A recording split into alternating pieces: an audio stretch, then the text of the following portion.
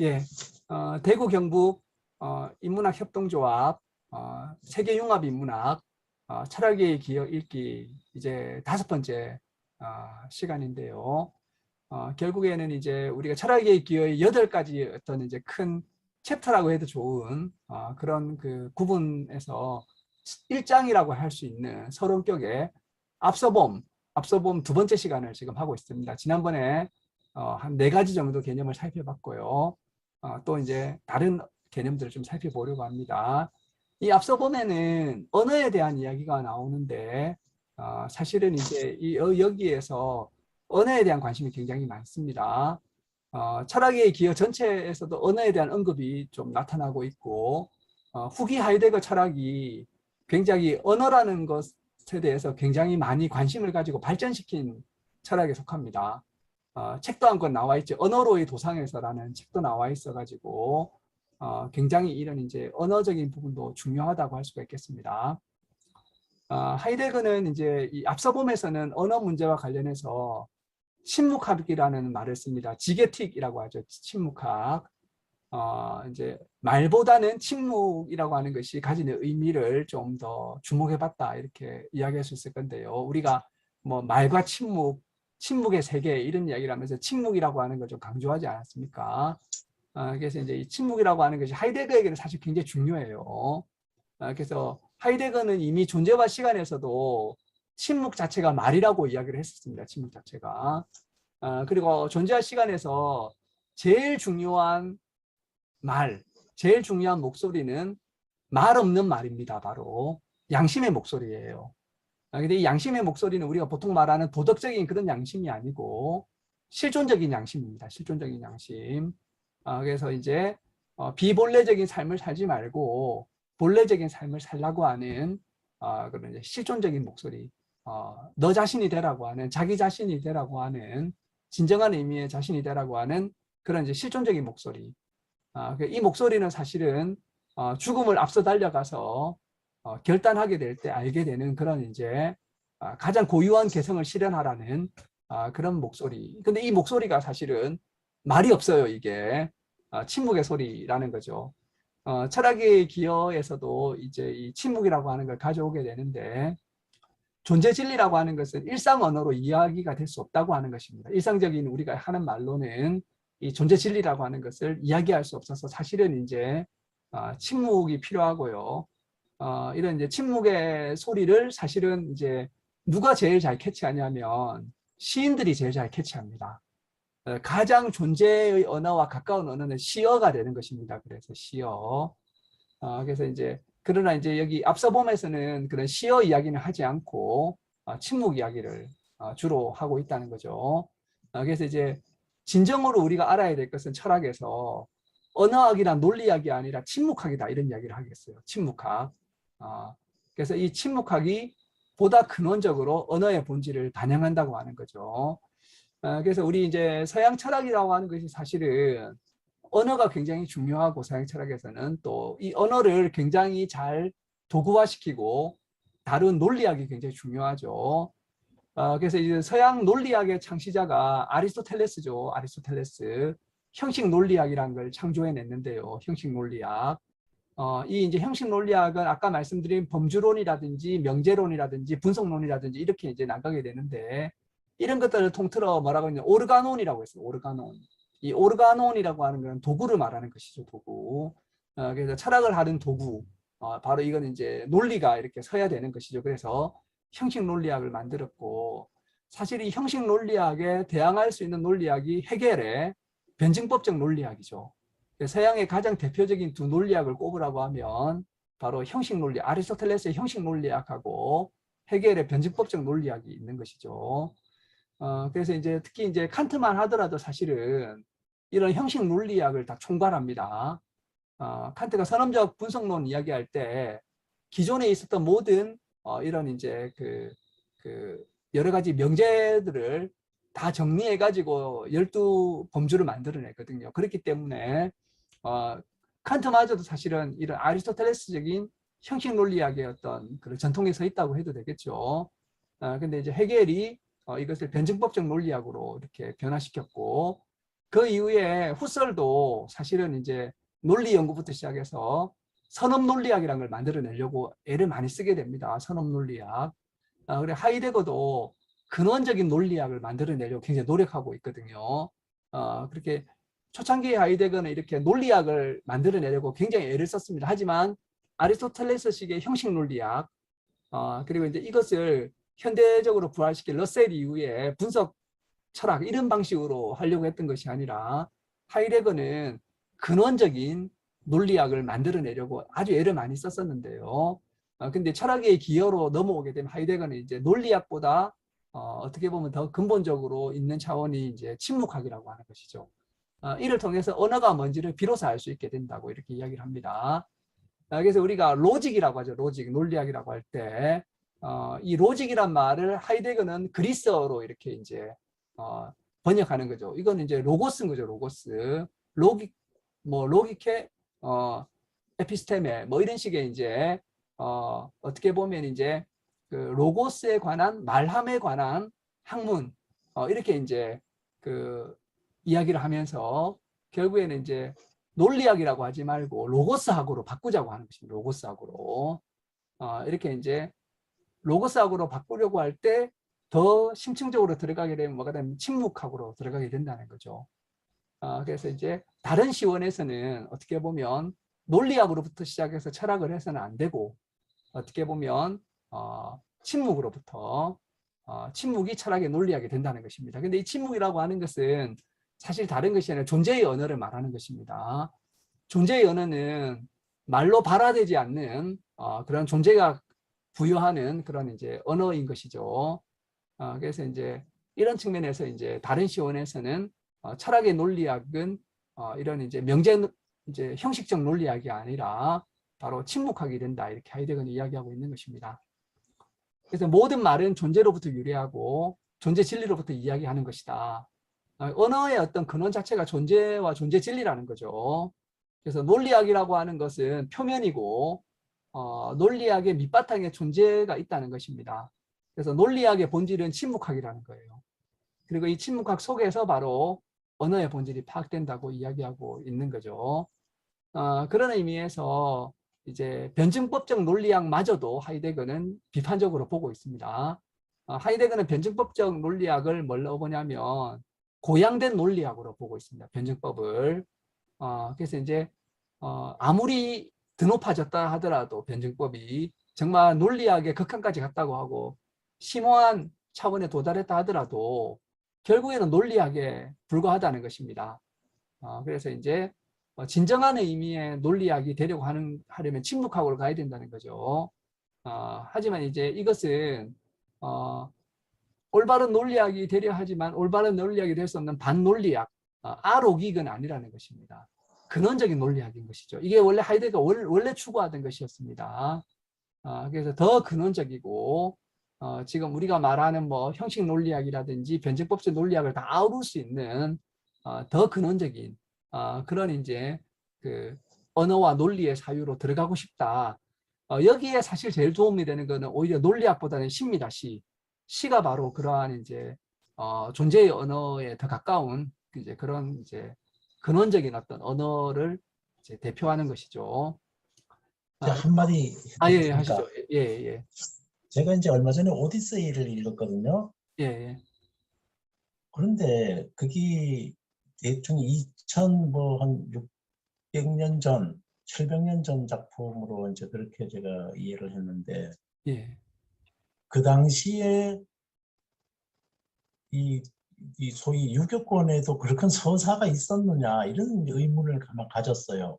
예, 예, 그런데 그 그런 서사는 없지만 그, 그 시경 아시잖아, 그죠? 시경. 예, 예, 그러니까 시를 못하는 그 시는 있었다는 거죠. 그러니까 예, 이 유교권 내지는 중국 이쪽은 시가 발달되고 예, 그 서양 간의 이제 그리스 그쪽은 서사가 발달됐나 이제 이런 예, 생각을 한번 예, 했는데 예, 이제 예, 이렇게 친분 시어라는 말이 예, 예. 너무 가슴에 와닿네요. 예, 네. 이상입니다. 네, 네. 예, 잘 또 이렇게 예, 반응해 주셔서 감사합니다. 네. 아마 좀 네. 그런 정서하고 약간 이렇게 좀 맞닿아 있는 것 같습니다. 네. 그래서 이제 여기서 이제 침묵하기 강조되는 주된 이유는 사실은 이제 일상어로는 이제 이야기될 수 없기 때문이라는 거죠. 존재의 진리는 존재자의 언어를 통해서는 더 이상 드러날 수가 없다는 것입니다. 그래서 이 침묵이라고 하는 것은 사실은 뭐냐면 침묵이지만 언어의 언어, 바로 내적 언어라는 거죠. 내적 언어. 이제 이것이 이제 굉장히 중요한 이제 이야기죠. 해석학자 장그롱댕인가요? 그 사람이 이제 철학적 해석학의 창시자 가다머를 찾아가 가지고 해석학이 어떻게 보편적인 학문이 될 수 있습니까? 그러니까 가다머가 하는 말이 내적 언어가 있잖아 이랬다는 거죠. 내적 언어가 있다. 이 온 우주 만물에는 다 내적 언어가 있는 거예요. 그래서 그 달리 말하면 하이데거식으로 말하면 이제 존재의 언어가 있는 거죠. 깊숙하게. 이건 이제 정적의 울림이에요. 정적인데 울리는 거죠, 이게. 근데 이 정적의 울림은 어디서 유래하는 것이냐? 바로 하이데거의 사건에서 바로 나는 거죠. 사건. 또 사건으로 돌아가는 거예요.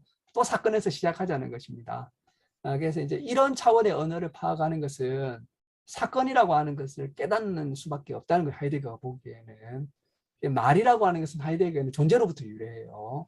그리고 존재 진리로부터 유래가 된다는 거죠. 그래서 하이데거의 언어관을 딱 정리하자면 이런 겁니다. 가장 깊숙한 차원에서 존재의 언어가 있어요. 존재의 언어, 내적 언어, 정적의 울림, 말 없는 말, 존재 자체가 발생시키는 어떤 언어가 있습니다. 이 언어를 누가 받느냐? 번개 맞은 반신, 시인들이 이제 그걸 딱 이렇게 번개 피레침처럼 수신하는 거예요. 그러니까 이제 그래서 시인들을 반신이라고 부르는, 절반의 신이라고 부르는 거죠. 이걸 시인들이 그걸 피레침을 받아가지고 존재의 언어를 조금 이렇게 알아듣는 거예요.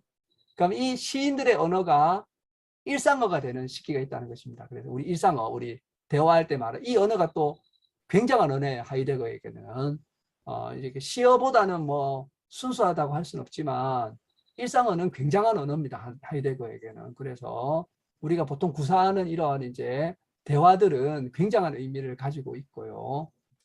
그리고 나서 이게 좀 더 이렇게 그 타락하게 되면 학술어가 돼요. 그래, 개념어와 논리 언어, 형식의 언어가 된다는 거죠. 그래서 하이데거 눈에는 뭐 그 논리 형식을 따져가지고 언어를 과학적으로 만들고 이런 것들은 시어로부터 몇 단계 이렇게 이제 떨어져 있는 그런 거죠. 진정한 근원으로 가려면 이제 이런 이제 그 시어와 존재의 언어로 가야 되는데, 그러면 하이데거 뭐 네가 뭐 논리학 제대로 공부 안 해서 그렇지 그런 건 아니에요. 하이데거는 당대 유럽에서 많은 사람들 가운데 논리학을 굉장히 열심히 공부한 사람입니다. 논리학을 진짜 열심히 공부한 사람이에요. 그래서 논리학이라고 하는 제목의 책도 많아요. 그리고 당시에 많은 논리학 그 저서들을 섭렵하고 자기 나름대로 이렇게 고민하면서 이제 심지어 새로운 의미의 근원적인 논리학까지 만들려고 하다가 시어의 차원으로 가버리게 된 거죠. 그래서 이제 이런 것이 하이데거 언어 철학이라고 하는 하나의 이제 그러한 그 분야로 이렇게 자리 잡아가지고 흔히 우리 현대 철학을 언어적 전회를 거쳤다고 하지 않습니까? 링귀스틱 턴을 거쳤다고 하는데 그래서 이제 그 보통 이제 이런 이야기를 하죠.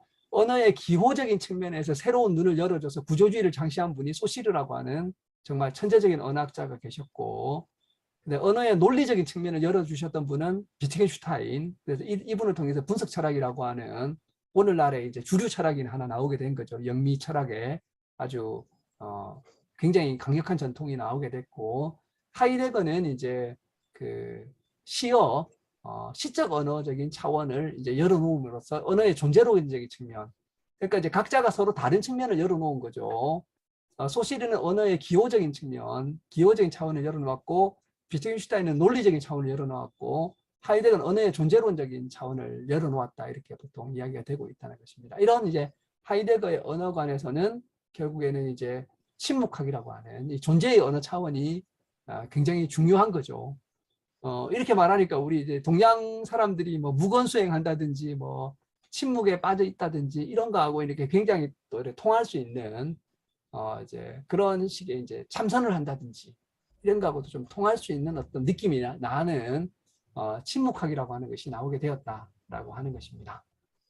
잠깐 뭐저 한마디 좀 드릴게요. 예, 굉장히 예. 금방 떠오른 말이 저는 이제 이거 유물을 이거 이제 읽으면서 명상을 떠올렸는데 예, 예. 지금 말씀을 듣고 보니까 우리가 그 불림 문자가 불교 용어인가요? 불림 문자. 말로서는 표현할 수 없는 네, 어떤 그런 것 같아요. 선불교의 슬로건이죠. 예, 아마 이 불림문자 하이데거가 교회를 예. 불림 문자라는 것을 이해하지 않았나 아, 예, 예. 그렇게 그런 생각이 이야기할 수 있겠죠. 예. 좀 불림 드네요. 문자하고 좀 통하는 거죠, 사실은 이게. 예, 불림 문자하고 통하는 바가 있는 이제 깨달음이라고 생각이 됩니다. 이게 이제 하이데거의 침묵학입니다, 이게. 이렇게 저도 이걸 좀 깊게 연구하고 싶은데 아직은 역량이 부족해가지고요. 이 정도의 이야기구나 이렇게만 알고 있고요. 그리고는 이제 하이데거와 신 관계입니다. 신. 벤 베더라는 사람이 하이데거의 종교 철학이라는 책을 썼습니다. 제가 번역하고 싶은데요, 이거. 근데 영어를 좀 이렇게 번역을 좀 잘하는 편이 아니라서 하여튼 뭐 좀 그 어려운데 번역이라고 하는 게 어쨌든 이제 벤 베더라는 사람이 하이데거의 종교 철학이라는 책에서 기어 전체를 관통하는 주제는 마지막 신이라고 주장을 하는데 많은 사람들이 이제 기어를 읽을 때 철학의 기어 우리가 하고 있는 이 책 있지 않습니까? 여기에 이 신에 관한 이야기가 생각보다 중요하다는 느낌을 많이 가지고 있다는 거죠. 그래서 이제 앞서 봄에도 마지막 신에 대한 논의가 적지 않게 수록되어 있다는 것입니다. 그래서 이제 이미 1절에서부터 신의 신화, 괴터룽이라고 하는 것을 이야기하고 있다는 거죠. 그래서 이제 사실은 이것은 우리가 읽을 때 이건 하이데거 신학적이가 세얼로지컬 하나 이렇게 이제 생각할 수 있기 때문에 그건 아니고요. 신화 이야기할 때는 오히려 이제 그 신비학 이런 거 있지 않습니까? 이런 이제 신에 대해서 비의적으로 접근하는 그런 식의 이제 좀 접근법, 이교적인 접근법 이런 거하고 훨씬 더 가깝다고 보시면 되겠습니다. 어쨌든 그런 차원의 이제 고민을 한다는 거죠. 그래서 이제 이 책이 신학책은 아닌데, 그러나 이제 신학적, 신지학적, 혹은 이제 신화적인 그런 차원하고 함께 고민하면서 이제 이런 이제 신과 관련된 논의를 하고 있고, 이때 좀 떠올리셔야 될 것은 이러한 이제 신에 대한 논의의 추동력이 누구였냐면 헬덜린이었어요. 헬덜린. 거의 하이데거의 이렇게 후기의 큰 선생님 중에 한 분이 헬덜린입니다. 니체보다 더 치고 있어요. 니체보다 더 뛰어난 자가 헬덜린인 거죠. 헬덜린을 선생님으로 떠받들면서 사실은 하이데거가 니체도 벗어나게 되면서 결국에는 도달하게 되는 것이 이런 이제 신화적이고 비이적인 그런 이제 어떤 그 논의로 들어오게 되는데 이걸 굉장히 또 싫어하는 사람들이 많습니다. 아우 좀 뭐 예술적으로 나가고 이 정도까지 이야기해 주겠는데 신화 이런 것까지 논의해 버리게 되면 너무 버겁다 이런 사람들도 있으시더라고요. 사실 여기에서 매력을 오히려 잃어버리게 되는 사람들이 많이 있다는 것이죠. 하지만 어쨌든 이제 이 하이데거 책에 이런 논의를 하고 있으니까 우리가 한번 좀 보죠. 그래서 이 철학의 기여에서 하이데거가 논하는 신은 기독교의 신이 아닌 것은 확실합니다. 그래서 이제 기독교의 신은 초월자인데 하이데거는 그런 초월적 사고에 대해서 비판적이죠.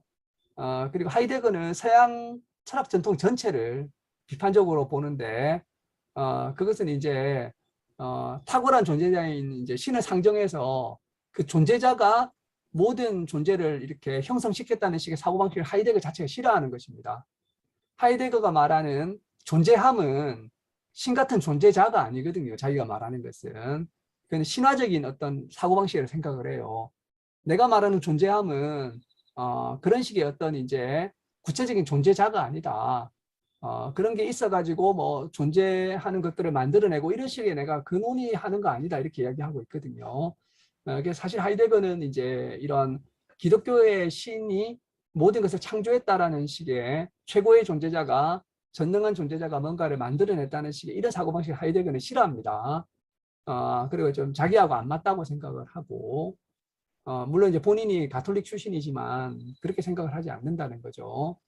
그리고 또 이제 철학의 기여까지 오게 되면 초월적 사고 자체에 대해서 또 비판적입니다. 트랜스cenden츠라고 하는 초월이라고 하는 것 자체를 굉장히 이렇게 이제 좀 그 자기가 지금 전개하고 있는 사건 사고하고 상당히 이렇게 분리해서 이야기하죠. 그래서 이제 이 철학의 기여 주석서를 쓴 하이데거의 이제 비서였던 프리드리히 빌헬름 폰 헤르만 교수가 쓴 책이 뭐냐면 초월과 사건이에요.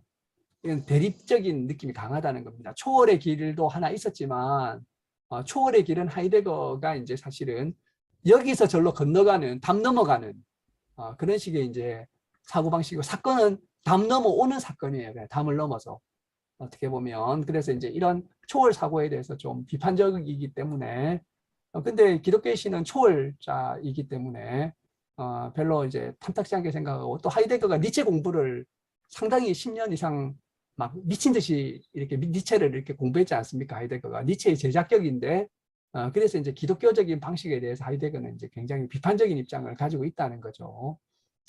어쨌든 이런 이제 그치 하이데거라 하여금 결국에는 진지한 철학은 무신론이다 이런 말까지 하게 만들어 버려서 하이데거를 무신론적 실존주의 자라고까지 이야기하게 만들었다는 거죠. 그리고 이런 이제 기독교 신의 초월이 부정되게 되면 그 자리를 또 누가 차지하느냐? 민족이라든지 이념이라든지 가치라든지 의미라든지 이런 것들이 하이데거 보기에는 너무나 기독교적인 그런 모습이란 것입니다. 기독교가 세속화된 버전 같은 거라는 거죠. 그 자리를 차지한 게. 그래서 이런 것들이 다시 기독교하고 혼합되면서 근대라는 세상을 만들었기 때문에 하이데거 보기에는 근대라고 하는 건 사실 굉장히 구제불능적인 모습을 갖고 있는 편이라고 하는 것입니다. 물론 이것도 이제 존재가 열어줘서 근대가 생겼지만 어쨌든 하이데거 보기에는 근대라고 하는 것은 이제 이런 식의 이제 세상이라고 하는 거죠. 그래서 하이데거는 초월 대신에 사이에서 신을 사유하자. 초월이라는 개념을 탈각하자. 쯔비시엔이라고 하는 데서 신을 사유하자. 근데 신은 이제 신과 인간 사이, 이런 사이죠. 신과 인간 사이. 그리고 신이 도주하고 도래하는 사이. 또 이제 신과 인간 사이. 이런 사이에서 이제 사이에 한가운데 뭐가 있느냐. 사건이 있어요. 뒤에 가보면 그림이 나오거든요. 그래서 이제 그 사건은 인간과 존재 사이, 존재와 신들 사이에 있는 이런 이제 사이하고 연관이 있다는 거죠. 그래서 이제 이 사건을 결국에는 마지막 신이 스쳐가는 하나의 장소이자 사이 공간으로서 파악되게 될 때 사건을 파악할 수 있고 그렇게 사건을 파악하게 되면 오히려 신도 제대로 파악할 수가 있다라고 이야기하는 거죠. 그래서 이제 존재의 진리가 신들에게 속하는 게 아니고 오히려 신들이 존재 진리의 관할하에 들어간다는 것입니다. 이게 존재 문제가 잘못되게 되면 신들도 도망가야 되는 거예요. 결국에는 이 존재 관계가 잘 설정되어 있을 때 신들도 돌아올 수 있는 여지가 생기는 것입니다. 그래서 이제 어떻게 보면 신들의 운명은 존재에 달려 있다는 거죠. 신들이 어떻게 되는가는 그런 차원에서 이제 이 전체의 어떻게 보면 가장 중심이라고 할 수 있는 건 사실 사건이 되는 거죠. 사건, 존재 사건. 이렇게 이제 이야기를 하고 있습니다. 오늘 결단까지 해야겠네요. 결단. 이 앞서 보면 마지막 부분에서 하이데거는 이제 결단 이야기를 하게 되는데요. 이 결단이라고 할 때 우리가 굉장히 실존주의적이구나.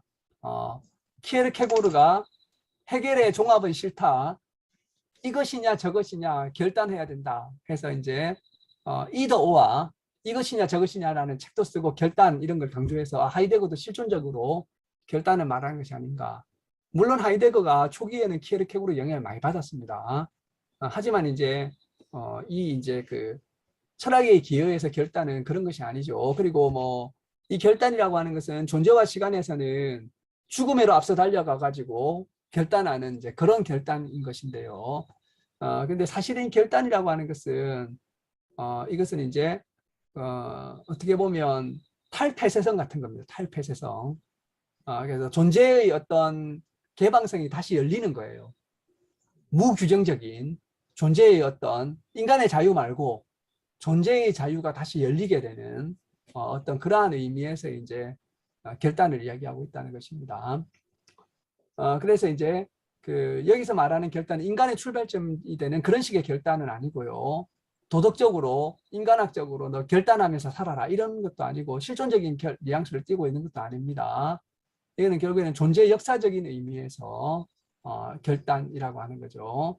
그래서 이것은 존재의 개방성으로 이렇게 존재의 개방성의 자리로 들어가는 존재의 어떤 그 본질의 중심으로 이렇게 들어가는 것을 이제 결단이라고 이야기하는 거죠. 이 결단은 체계하고도 연관이 있는데요. 결단은 체계와 대립된다고 하는 거예요. 왜냐하면 이런 식의 결단은 무규정적이고 무체계적인 어떤 그런 상태로 들어가는 거거든요. 그래서 이제 체계적 사유가 아닌 결단의 사유 이런 걸 이야기하고 있다는 것입니다. 그래서 앞서 보면은 이 결단 목록이 길게 제시되어 있는데 우리가 다 읽을 수는 없고 빗금의 앞부분은 대체로 뭘 말하냐면 일시원의 막장까지 간 형태를 말합니다. 일시원이 막장까지 갔을 때 이런 이제 모습이 나타난다는 거죠. 막장까지 안 가도 일시원의 어떤 이제 모습이고요. 아니면 뭐 이렇게 이제 그 현존재를 정치할 것인가 이럴 때 아니면 뒷부분은 뭐냐면 결국에는 이제 그 아니면 뒷부분은 다른 시원에서의 이런 이제 존재의 사건, 개방성 이런데 이제 그 들어가는 것 이런 것들을 이제 이야기하고 있다는 것입니다. 물론 이제 그 인용 부분의 뒷부분에서는 또 뒤바꿔서 서술을 해가지고 다른 시원 이야기를 먼저 하고 그다음에 이 시원 이야기를 하고 있는데 어쨌든 이제 이 결단이라고 하는 것은 결국에는 이제 이런 다른 시원으로 넘어가면서 결국에는 이제 그 존재의 개방성 속으로 이렇게 들어가는 그런 의미의 결단을 이야기하고 있다라고 보시면 되겠습니다. 네, 이 사건은 우리가 다음 시간에 이거 이야기하고 나서 다음 이제 그 울려옴 이야기로 넘어갈 수 있도록 그렇게 하겠습니다. 네.